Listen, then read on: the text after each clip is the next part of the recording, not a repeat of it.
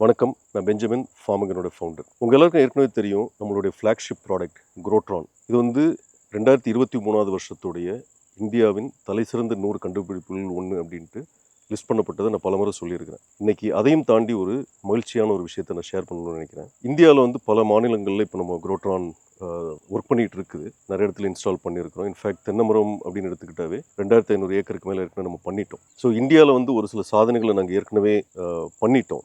இப்போ அதையும் தாண்டி கடல் கடந்து சிங்கப்பூர், அப்புறம் இந்தோனேஷியா, மலேசியா இந்த மாதிரி நாடுகளில் குரோட்ரான் வேலை செய்ய ஆரம்பிச்சிருக்குது. அங்கேயும் இப்போ நம்ம வந்து இன்ஸ்டால் பண்ணிட்டு இருக்கிறோம். அதுலேயும் மிக குறிப்பாக ஒரு தகவலை நான் சொல்லணும். என்னென்னா, கடந்த ஆகஸ்ட் 15ஆம் தேதி இந்தியாவோட இண்டிபெண்டன்ஸ் டே அன்னைக்கு இந்தோனேஷியாவில் அந்த நாட்டோடைய ஹார்டிகல்ச்சர் ரிசர்ச் சென்டர் ஒன்று இருக்குது.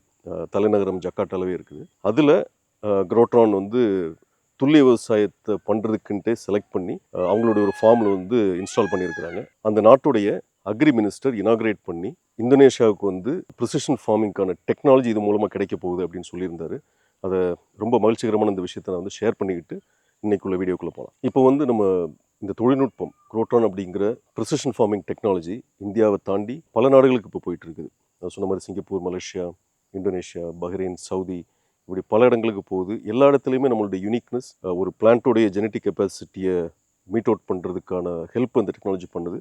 அதுக்கு அடுத்தது வந்து வாட்டர் சேவிங். இப்போ நீங்கள் வந்து பஹ்ரைன், சவுதியெல்லாம் பார்த்தீங்கன்னா அவங்கள்ட்ட தண்ணி கிடையாது. ஸோ தண்ணி இல்லாத இடத்துல இருக்கிற தண்ணியை, ஏன்னா டீசாலினேட்டட் வாட்டர் தான் அவங்க யூஸ் பண்ணுறாங்க, அதை வந்து எஃபிஷியண்டாக யூஸ் பண்ணுறதுக்கு நம்ம டெக்னாலஜி வந்து ரொம்ப ஹெல்ப் பண்ணுது. இதில் ஒரு இன்னொரு இன்ட்ரெஸ்டிங் இன்ஃபர்மேஷன் நான் சொல்கிறேன். இப்போ இந்தோனேஷியா மாதிரி கண்ட்ரியில் நிறைய மழை பெய்யும். அப்படி மழை பெஞ்சாலும் ஏன் குரோட்ரான் வந்து அந்த அரசாங்கம் இன்ஸ்டால் பண்ணியிருக்குது அப்படின்னா ரொம்ப சிம்பிள். கோகனட்னு எடுத்துக்கிட்டிங்கன்னா நம்ம இந்தோனேஷியா ஒரு மலேசியாவில் இருக்கக்கூடிய average nuts per tree per இயர்னு பார்த்தீங்கன்னா 60-65 தான். ஆனால் நம்ம ஊரில் வந்து 100க்கு மேலே போயிட்டு இருக்குது. ஒரு சில ஃபார்மர்ஸ் வந்து 200-250 பர் ட்ரீ பர் இயர்லாம் எடுக்கிறாங்க. ஏன் நம்மளால் பண்ண முடியுது அவங்களால பண்ண முடியலன்னா, அங்கே வந்து டோட்டலாக வந்து ரெயின்ஃபெட் ஃபெர்டிலைசர்ஸ்லாம் ப்ராட்காஸ்ட் தான் பண்ணுவாங்க. அந்த ப்ராட்காஸ்ட் பண்ணும்போது மழை பெஞ்சதுன்னா அது அடிச்சுட்டு போயிடும். அப்போ அந்த செடிக்கு கிடைக்க, அந்த மரத்துக்கு கிடைக்க போகிறதில்ல. அது மட்டும் இல்லை, அடிச்சுட்டு போன ஃபெர்டிலைசர்ஸ் வந்து ஏதோ ஒரு வாட்டர் ரிசர்வாயரில் போய் சேரப்போகுது. அதையும் கண்டாமினேட் பண்ணும். ஸோ ட்ரிப் இரிகேஷன் போட்டு குரோட்ரான் யூஸ் பண்ணும்போது அவங்களும் அவங்களுடைய தென்னை மரத்தோட ஈல்டு வந்து இன்க்ரீஸ் பண்ண முடியும் அப்படிங்கிற ஒரு கான்செப்டில் தான் அந்த அரசாங்கம் வந்து குரோட்ரான் இன்ஸ்டால் பண்ணி ஒரு முயற்சி ஆரம்பிச்சிருக்காங்க. இந்தோனேஷியா ஸ்டோரியிலேருந்து இப்போ நம்ம இந்தியாவுக்கு வரலாம். இந்தியாவில் ஏற்கனவே ஒரு 2500 ஏக்கருக்கு மேலே நம்ம தென்னை மர தோட்டங்களை ஆட்டோமேட் பண்ணியிருக்கிறோம் குரோட்ரானை வச்சு. அந்த வகையில் இன்னைக்கு நம்ம கோயம்புத்தூர் மாவட்டம் அன்னூர் பக்கத்தில் இருக்கக்கூடிய ஒரு 7 ஏக்கர் தென்னந்தோப்பில் தான் இருக்கிறோம். இதில் நம்ம லாஸ்ட் ஒரு ஃபியூ வீடியோஸ் என்ன பேசிகிட்டு இருக்கிறோன்னா, இன்டர் கிராப்பிங் பற்றி கொஞ்சம் இன்டென்ஸாக பேசிகிட்டு இருக்கோம். அதாவது வருமானத்தை எப்படி அதிகப்படுத்துறது அப்படிங்கிற ஒரு தீமில் நம்ம பேசிகிட்டு இருக்கோம். அந்த விதத்தில் இந்த ஃபார்மில் வாழை இன்டர் கிராப்பிங்கை போட்டால் எப்படி இருக்கும், எப்படி பண்ணலாம் அப்படிங்கிறத பற்றி கொஞ்சம் டீட்டெயிலாக பேசுகிறதுக்கு தான் இன்றைக்கி இங்கே வந்திருக்கும். ஸோ இந்த ஃபார்முடைய ஓனர் வந்து மிஸ்டர் அனீஷ். இவருக்கும் அக்ரிக்கும் ஒரு பெரிய தொடர்பு உண்டு. ஏன்னா அவருடைய பிஸ்னஸும் அக்ரி சம்மந்தப்பட்டது. டெக்ஸ்மோ பம்போடைய இன்னொரு டீலராக இருக்கிறாரு. அதே மாதிரி ஹைகோன் அப்படிங்கிற பேட்டரி பவர்ட் ப்ரஷ் கட்டர் அதுவும் டீல் பண்ணிட்டு இருக்கிறாரு. அது போக அக்ரோ டூரிசம் அதுலேயும் ஒரு இன்வால்மெண்ட் அவருக்கு இருக்குது. வாங்க அவர் இன்னைக்கு சந்திக்கலாம். வணக்கம் மிஸ்டர். வணக்கம் சார். சார் நம்ம சிகேஜி ஃபார்முக்கு விசிட் பண்ணியிருக்கீங்க, வெல்கம். ஸோ நம்ம ஃபார்மை வந்து ஃபுல்லாக நீங்கள் வாக் பண்ணி எல்லாம் விசிட் பண்ணீங்க. ஸோ நீங்கள் என்ன ஃபீல் பண்ணுறீங்க? ஐ திங்க் ஒரு நல்ல மெயின்டைன் பண்ணியிருக்கிறீங்க. ஸ்பெசிஃபிக்காக இதில் நான் பார்த்த வரைக்கும் ஒன்று ட்ரிப் இரிகேஷன் போட்டிருக்கிறீங்க. ட்ரிப்பு வந்து மரத்துக்கு ரொம்ப ஒட்டி இல்லாமல் கொஞ்சம் தூரமாக வச்சு. சரிங்க. இதில் ஃபார்மில் வர ஜென்ரேட் ஆகக்கூடிய வேஸ்ட் எல்லாத்தையும் வந்து இங்கேயே ஒரு டீகம்போஸ் பண்ணுறதுக்கான ஒரு மெத்தட்லாம் க்ரியேட் பண்ணி வச்சுருக்கிறீங்க. ஆமாங்க. ஸோ இது டெஃபினட்டாக வந்து உங்கள் ஃபார்முடைய கார்பன் லெவலை இன்க்ரீஸ் பண்ணுறதுக்கும் இங்கே இருக்கக்கூடிய மைக்ரோபியல் ஆக்டிவிட்டி இம்ப்ரூவ் பண்ணுறதுக்கும் கண்டிப்பாக அது ஹெல்ப் பண்ணும். ஓகே. இப்போ இதில் நானே வந்து ஒரு கொஷின் கேட்கணும்னு நினச்சிருந்தேன்.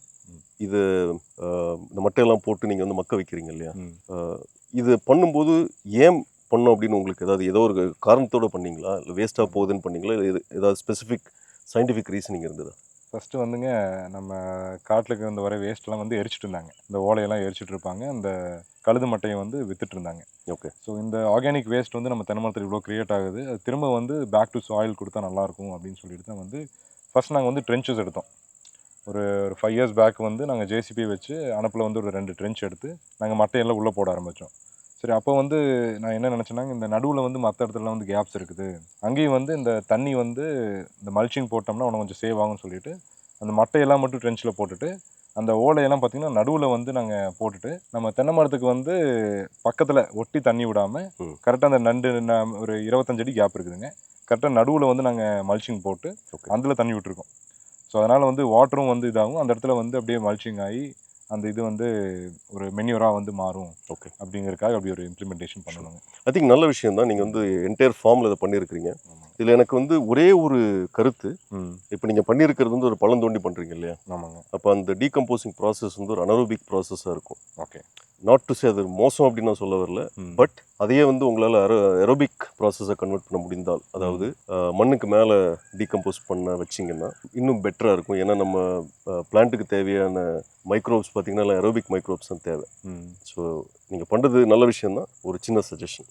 ஓகேங்க சார். ஸோ நம்ம இதில் இன்டர்க்ராப்பாக பார்த்தீங்கன்னா நீ பனானா வந்து ஆட் பண்ணலான்ட்டு பிளான் பண்ணியிருக்கோம். அதே மாதிரி நீங்கள் நட்மெக் பற்றியும் சொன்னீங்க. ஸோ நம்ம இன்டர்க்ராப் வந்து இந்த 7 ஏக்கர்ஸில் வந்து அதுவும் இந்த மேட்டுப்பாத்தி முறையில் வந்து பண்ணலான்னு சொல்லிட்டு நம்ம கண்ட்ரி ஃபார்ம்ஸில் கூட ஒரு வீடியோ பார்த்துருந்தோம். அது வந்து மேட்டுப்பாத்தியில் வந்து வாழை வளர்த்துறது. ஸோ அந்த மாதிரி பண்ணணும்னா வாழை வர வாழையும் வந்து விட்டு ஒரு ஒரு லைஃப் லாங் க்ராப்பாக மாற்ற முடியுங்கிற ஒரு கான்செப்ட் வந்து நான் அதுலேருந்து தெரிஞ்சுக்கிட்டேன். ஸோ அது வந்து நம்ம ஒரு அனுப்பில் வந்து எக்ஸிக்யூட் பண்ணி பார்க்கலான்னு சொல்லிட்டு பிளான் பண்ணுறேங்க.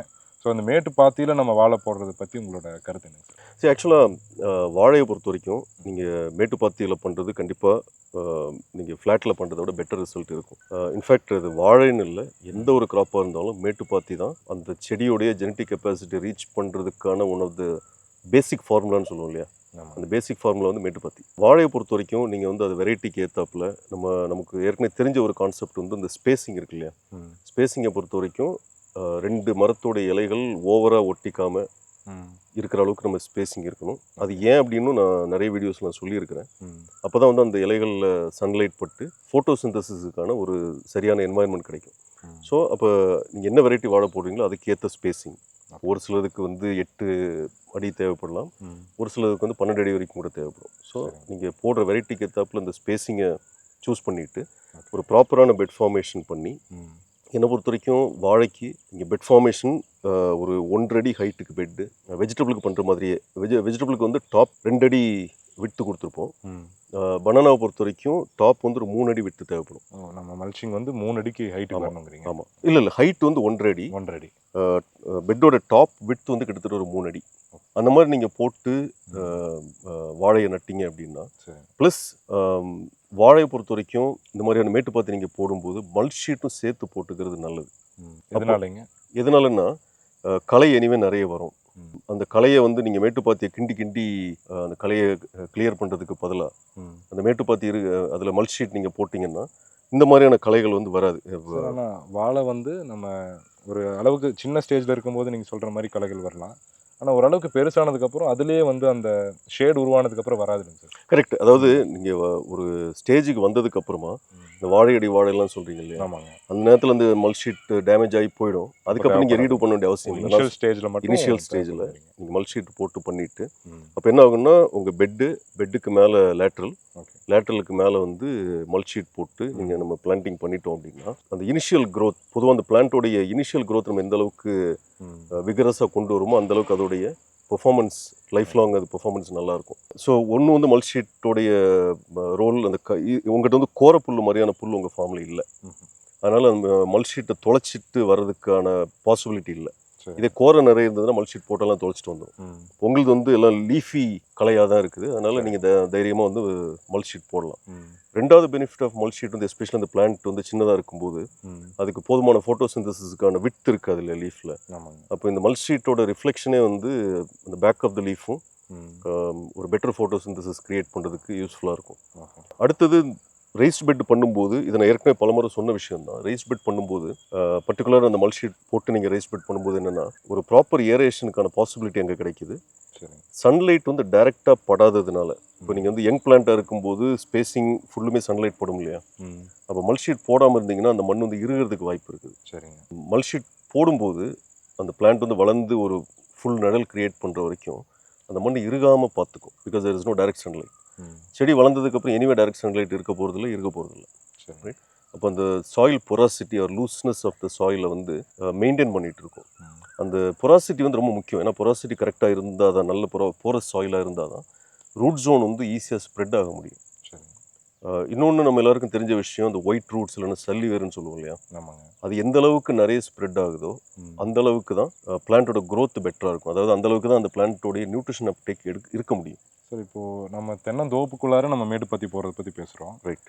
இப்போது நம்ம நடுவில் வந்து இந்த மேட்டுப்பாத்தி போடுறதப்போ நம்ம தென்னை மரத்தோட வேரும் வந்து மேலே வரக்கான வாய்ப்பு இருக்குது. நாங்கள் இந்த மேட்டுப்பாத்தி இருக்கிற இடத்துல வாய்ப்பு இருக்குது. பிகாஸ் அங்கே தண்ணி விட போகிறோம், அந்த வேர் வந்து தண்ணியை தேடி வரும்னுங்க. கரெக்ட். ஸோ அதனால தென்னை மரத்தோட ஈல்டு இன்க்ரீஸ் ஆகிறதுக்கு வாய்ப்பு இருக்கா? கண்டிப்பாக வாய்ப்பு இருக்குது. ஸோ தென்னை மரத்தோட ரூட்ஸும் கண்டிப்பாக அங்கே வரும். ஏன்னா ஒரே இடத்துல தான் இருக்குது. ஸோ இந்த கேப் வந்து கிட்டத்தட்ட ஒரு 25-26 அடி இருக்குது. இருக்குங்க சார். அப்போ பெரும்பாலான வாழை வெரைட்டியை பொறுத்த வரைக்கும் இதுக்கு நடுவில் உங்களால் 3 ரோ போட முடியும். ஓகேங்க. இலை வாழையை பண்ணுறவங்க வந்து கிட்டத்தட்ட 4 ரோ கூட போடுவாங்க அதில். ஸோ இப்போ ஒரு ரோவும், இப்போ ஃபார் எக்ஸாம்பிள் இந்த இடத்துல ஒரு ரோ போடுறோம்னு வச்சுக்கோங்களேன். சரிங்க. அந்த மண்ணை அணைச்சி அதுக்கு வந்து இப்போல்லாம் மெஷினரிஸ் இருக்குது. சரி. மண்ணை அணைச்சி வந்து 1.5 அடி ஹைட்டுக்கு, இப்போ 3 அடினா கிட்டத்தட்ட இவ்வளோ தூரம் அகலம்னு வச்சுக்கோங்க. சரிங்க. இவ்வளோ தூரம் அகலம், 1.5 அடிக்கு ஹைட்டு. சரிங்க. அந்த மாதிரி நம்ம பண்ணிவிட்டு அது மேலே நம்ம வாழையை வச்சோம்னா சரிங்க. அந்த ரூட்ஸ் வந்து நல்ல அந்த லூஸான சாயிலில் அழகாக ஸ்ப்ரெட் ஆகி ஒயிட் ரூட்ஸோட பெனிட்ரேஷன் வந்து நிறையவே இருக்கும். ஓகே. நம்ம நீங்கள் கேட்ட இன்னொரு கேள்வி, தென்னை மரத்தோட ரூட்ஸ் அங்கே வருமானம் கண்டிப்பாக வரும். சரிங்க. ஸோ தென்னை மரத்தோட ரூட்ஸும் எல்லா இடமும் ஸ்ப்ரெட் ஆகிருக்கும். இங்கே வந்து ஒரு ப்ராப்பர் ஏரேஷன் இருக்கக்கூடிய ஒரு இடம். அந்த இடத்துல அந்த தென்னை மரத்தோட ரூட்ஸும் வந்து அதோடைய ஒயிட் ரூட்ஸும் இன்க்ரீஸ் ஆகி அதோடைய அப்டேக்கும் ஆக்சுவலாக இம்ப்ரூவ் ஆகும். அப்புறம் இன்னொரு டவுட்டுங்க, இப்போ நம்ம வந்து இந்த மேட்டுப்பாத்தி பண்ணுறதுக்கு இங்கேருந்தே தான் மண் எடுக்க போகிறோம். ஆமாம். அது வந்து நம்ம கோகனட் எஃபெக்ட் பண்ணுங்களா? நல்ல கொஷின். இனிஷியலாக கொஞ்சம் பண்ணும். ஏன்னா வந்து நம்ம டாப் சாயிலில் தான் ரேஸ் பெட் பண்ணும்போது ஆப்வியஸாக பள்ளத்துலேருந்து மண் எடுக்க முடியாது. டாப் சாயிலில் தான் நம்ம யூஸ் பண்ணி ஆகணும். அது ரொம்ப ரிச்சான சாயில், டாப் சாயில் தான். அது எல்லாத்தையும் எடுத்து நம்ம ஒரே நடுவில் போட போகிறோம். ஆமாம். போடும்போது ஒரு இம்பேக்ட் வந்து அந்த தென்னை மரத்துக்கு இனிஷியலாக ஃபார் அ ஃபியூ வீக்ஸ் இருக்க வாய்ப்பு இருக்குது. டீப்பாக பண்ணோம்னா இம்பேக்ட் வந்து பெருசாக இருக்கும். பட் நம்ம வந்து ஷேலோவாக தான் பண்ணுறோம். அதனால் வந்து அந்த இம்பேக்ட் ரொம்ப இருக்காது. பட் கண்டிப்பாக வந்து ஒரு மினிமல் இம்பேக்ட் இருக்கும். பட் அந்த பெட்டுக்குள்ளே அந்த ரூட்ஸ் எல்லாம் பெனிட்ரேட் ஆகி ஸ்ப்ரெட் ஆனதுக்கப்புறமா அது வந்து ஒரு பெனிஃபிட்டாக போய் சேரும். இனிஷியலாக ஒரு சின்ன இம்பேக்ட் இருக்கும். குரோட்டானை பற்றி இன்னொரு முக்கியமான விஷயம் என்னென்னா, பொதுவாக ஃபார்ம்ஸில் வந்து எலக்ட்ரிசிட்டி ப்ராப்பராக இருக்கிறது இல்லை. இருந்தாலும் உங்களுக்கு வந்து கண்டினியூஸாக 24 மணி நேரம் இருக்க போகிறது இல்லை. அதனால் நாங்கள் வந்து ஒரிஜினலாக கான்செப்ஷுவலைஸ் பண்ணும்போதே இது வந்து ஒரு டோட்டல் சோலார் பேஸ் சிஸ்டமாக இருக்கணும் அப்படின்னு தான் நாங்கள் கான்செப்ஷுவலைஸ் பண்ணியிருந்தோம். அதனால் என்ன பண்ணோம் அப்படின்னா, ஒரு சின்ன கண்ட்ரோலர் எப்படி பிளான்ட் வந்து ஃபோட்டோசிந்தசிஸில் சன்லைட் எடுத்துக்குதோ, இதில் ஒரு சோலார் பேனல் மூலமாக எலக்ட்ரிசிட்டியை நம்ம எடுத்து அதை ஒரு பேட்டரியில் சேவ் பண்ணி வச்சுக்கிட்டு அதை வச்சு தான் வேல்வ்ஸ் ஆப்ரேட் பண்ணுறது, சென்சரை பவர் அப் பண்ணுறதுலாம் நாங்கள் பண்ணிகிட்டு இருந்தோம். இது குரோட்டான் சீரீஸ் 3 வரைக்கும். இப்போ சீரீஸ் 4 லான்ச் பண்ணுறோம். இதில் என்ன ஸ்பெஷல் அப்படின்னா, ஈவன் அந்த பெரிய கண்ட்ரோலர், அதாவது பம்பை கண்ட்ரோல் பண்ணக்கூடிய பெரிய கண்ட்ரோலர் இருக்குது, அதுக்கும் எலக்ட்ரிசிட்டி தேவையில்லை. அதுவும் வந்து ஒரு சோலார் மூலமாக எனர்ஜி எடுத்து அதை வச்சு பம்ப் ஆன் பண்ணுறது, உங்கள் டேங்க் லெவலை மானிட்டர் பண்ணுறது, ப்ரெஷரை மானிட்டர் பண்ணுறது எல்லாமே வந்து சன்லைட்லேருந்து ஹார்வெஸ்ட் பண்ணப்பட்ட எனர்ஜியை வச்சே பண்ணிடும். இது ஏன் நாங்கள் பண்ணோம் அப்படின்னா, எலக்ட்ரிசிட்டி வர்றதே வந்து கோலை பர்ன் பண்ணி தான் பெரும்பாலும் வருது. அதோட கன்சியூமராக வந்து நாங்களும் இருக்கக்கூடாதுன்னு நினச்சோம். அதனால் ஒரு டே 1லேருந்தே வந்து ஃபீல்டுக்குள்ளே இருக்கிற டிவைசஸ் நாங்கள் சோலாராக கன்வெர்ட் பண்ணாலும் இப்போது சீரீஸ் 4ல் எங்களுக்கு வந்து எலக்ட்ரிசிட்டிங்கிறதே தேவையில்லை அப்படிங்கிற லெவலுக்கு கொண்டு வந்துட்டோம். So totally green, sustainable, no dependency on grid அப்படிங்கிற மாதிரி கொண்டு வந்துட்டோம். சார், இப்போது நம்ம ஒரு ஃபார்மர் வந்து நம்ம ஒரு இன்வெஸ்ட்மெண்ட் உள்ள பண்ணுறோம், ஒரு கொஞ்சம் அப்கிரேட் பண்ண போகிறோம்னா அது கண்டிப்பாக வந்து ரிட்டர்ன் ஆஃப் இன்வெஸ்ட்மெண்ட் பார்க்கணும். அது இப்போ நம்ம குரோட்ரான் வந்து நம்ம ஃபார்மில் இம்ப்ளிமெண்ட் பண்ணுறோம்னா ரிட்டர்ன் ஆஃப் இன்வெஸ்ட்மெண்ட் எடுக்கிறதுக்கு எவ்வளோ நாளாகும்? ஸோ ஆக்சுவலாக கோகனட்டை பொறுத்த வரைக்கும் எங்களுக்கு வந்து ப்ராப்பர் டேட்டா இருக்குது. நாங்கள் இந்த டேட்டாலாம் கலெக்ட் பண்ணுறதுக்கு முன்னாடி என்ன நினச்சிட்டு இருந்தோம்னா, தென்னை மரத்தை பொறுத்த ஒரு 5 வருஷம் ஆகும் அப்படின்னு நினச்சிட்டு இருந்தோம். பட் இந்த டேட்டா கலெக்ட் பண்ணி பார்த்ததுக்கப்புறம் தான் எங்களுக்கே தெரிஞ்சது, ஆன் அன் ஆவரேஜ் 2லேருந்து 2.5 வருஷத்தில் ரிட்டர்ன் ஆன் இன்வெஸ்ட்மெண்ட் வந்து கிடச்சிருது. அவங்க போட்ட காசு நம்ம எடுத்துறோம். ஸோ இன்றைக்கி நம்ம பகிர்ந்துக்கிட்ட விஷயங்கள் உங்களுக்கு யூஸ்ஃபுல்லாக இருந்திருக்கும்னு நம்புகிறேன். கண்டிப்பாக. அதே மாதிரி பார்த்துட்டு இருக்கிற வியூவர்ஸுக்கும் ஐம் ஹோப்பிங் யூஸ்ஃபுல்லாக இருந்திருக்கலாம். அதில் வந்து என்னோடய ரிக்வெஸ்ட் என்னென்னா, நிறைய ஃபார்மர்ஸை மீட் பண்ணும்போது நான் வீடியோவில் பேசின விஷயங்களை வந்து ப்ராக்டிக்கலாக ட்ரை பண்ணி பார்த்த ஃபார்மர்ஸ் நிறைய பேர் இருக்கிறாங்க. அதனால் இன்றைக்கி பேசின இந்த கான்செப்ட்ஸ் உங்களுக்கு எது அப்ளிகபிள் நினைக்கிறீங்களோ யூஸ் பண்ணி பாருங்கள். Nothing to lose. சயின்ஸ் அப்படிங்கிறது ஆல்வேஸ் அது கரெக்டாக தான் இருக்கும். ஸோ மேலும் இதை மாதிரி யூஸ்ஃபுல் இன்ஃபர்மேஷனோட உங்களை திருப்பி சந்திக்கிறேன். அது வரைக்கும் வணக்கம். தேங்க்யூ. வணக்கம் சார். தேங்க்யூ.